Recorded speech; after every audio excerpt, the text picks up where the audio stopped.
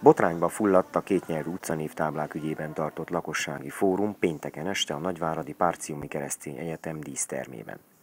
A szervező Erdélyi Magyar Nemzeti Tanács, illetve RMDSZ tagok és szimpatizánsok kölcsönösen vádaskodtak, az események szinte tettlegességig fajultak.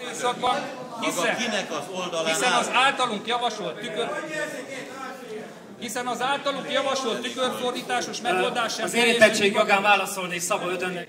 Csak leírtam, hogy ki volt. Nem azt írtam, hogy egyetértek a nemzeti szocializmussal. Nem lehet írni, hanem az a kérdés ezzel kapcsolatosan, hogy ezt lehet-e 1942-ben javasolni és meghamisítani egy térképet.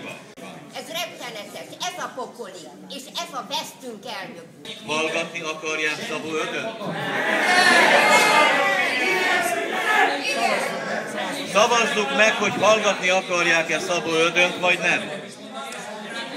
Tehát meghívtak bennünket erre a fórumra, elhozták a meghívót az RMDSZ. Arra kérlek, hogy ne nyújj hozzá valamit, mert az a mi tulajdonunk. Tehát a mi tulajdonunk Az EMNT szervezetének rendezvényét azért tartották, mert néhány napja a Városháza honlapján egy hibáktól hemzsegő magyar utcanévjegyzék fordítás jelent meg, amit az EMNT az RMDSZ számlájára írt. Múlt héten felkerült a polgármesteri hivatal oldalára, illetve Bíró Rozália alpolgármester személyes honlapjára egy lefordított utcanévjegyzék, és hát a fordítás az finoman fogalmazva és gyalázatosan sikerült, tele tárgyi tévedésekkel, félrefordításokkal és nem mentesen ki lehet mondani, egyszerű hülyeségektől. A jelenlegi helyzet kicsit elromlott onnantól kezdve, amikor alpári stílusú üzenetek jelentek meg a helyi médiában. Ez sajnos elrontotta a kommunikáció lehetőségét.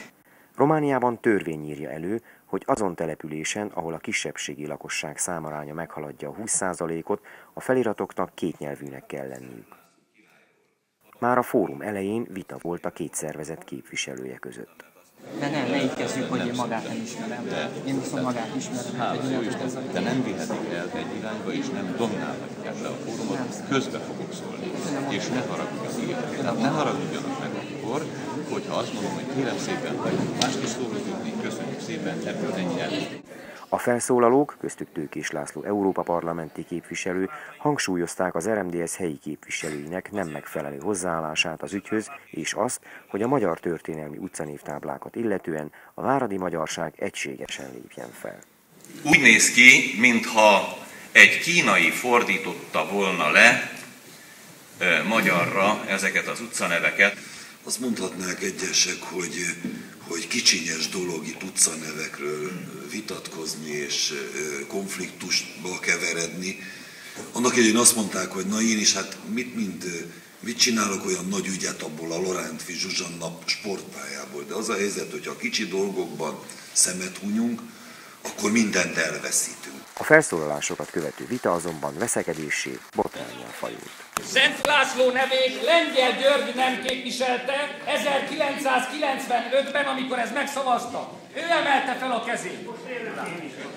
Ő emelte fel a kezét, Sfântu Ladislaukét, megvan a határozat. A Lorántfi sportpálya ügyét Orbán Mihály szavazta meg többek között a városi tanácsban.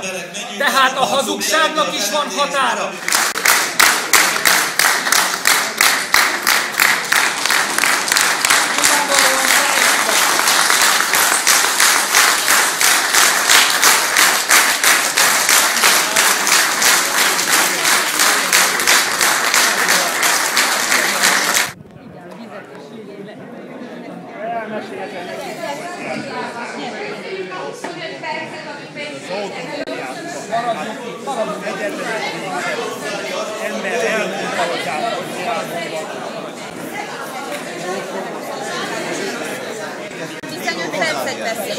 Nem Bíró Rozália, a városi RMDSZ vagy a megyei RMDSZ. Világos volt az egyesség, RMDSZ-nek van 25%.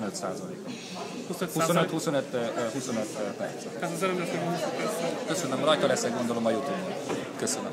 A teremből a vitatkozók egy része kivonult, a lakossági fórum megosztva folytatódott.